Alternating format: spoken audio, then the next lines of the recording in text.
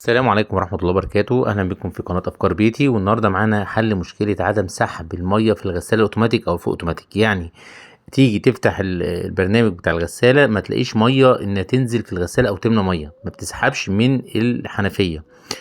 طبعا بعد ما اتاكدنا ان الحنفيه شغاله وان الخرطوم مش متني والكلام ده كله، هنشوف ايه مشكله عدم سحب الميه، او بينزل حاجه بسيطه نقط، او ممكن ما تسحبش خالص. وممكن عيب تاني ان تلاقي الغساله بتنزل ميه من غير ايه ما تشغلها خالص. فالنهارده هنعرف ايه العيب ده. اول حاجه انا فكيت الخرطوم من الغساله. تمام.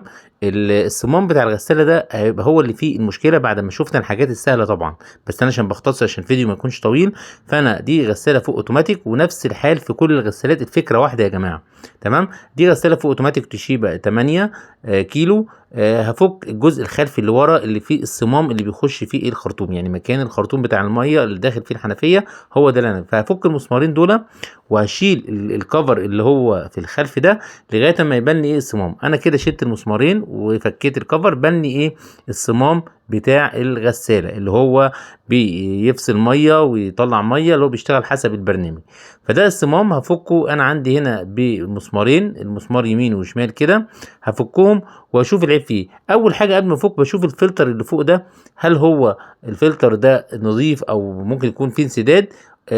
وقبل ما افك برضو اشوف الوصلات بتاعه الكهرباء واصله ازاي او اصورها، علشان لما اجي اركب ما اخلفش الكهرباء. تمام.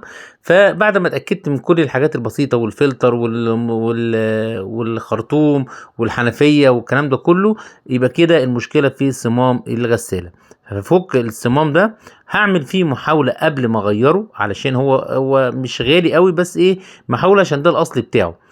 المشكله بتكون ايه؟ لا اما قلنا الفلتر ده مسدود وطبعا احنا خلاص سلكناه، لا اما هو المكثف نفسه بتاع الصمام الكهرباء بتاعته بقت ضعيفه، فما بقاش يسحب ايه الميه. تمام. فهفك الاربع مسامير وهعمل محاوله يعني بتعملها، بس انت تبقى عامل حسابك ان انت هتجيب واحد.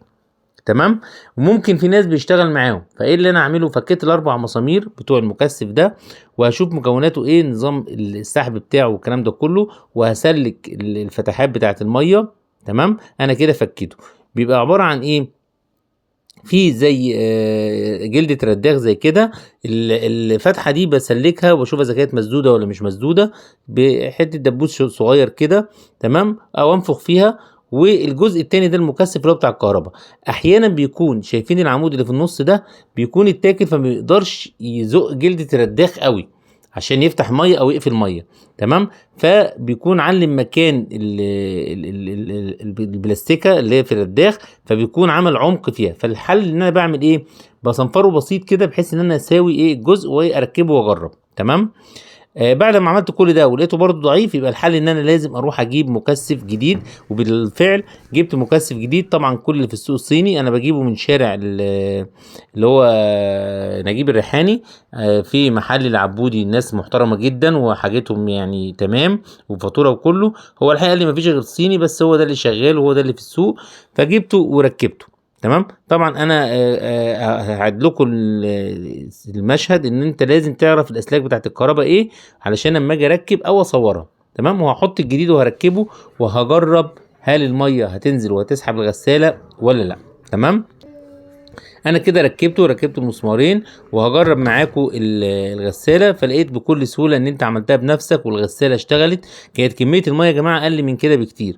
فده حاجه بسيطه ممكن تعملها بنفسك، علشان انت لو اتزنقت والصنايعي ما جالكش او الفني ما جالكش، ان انت تقدر ايه تتصرف. يا رب نكون افدناكم، وشكرا والسلام عليكم ورحمه الله.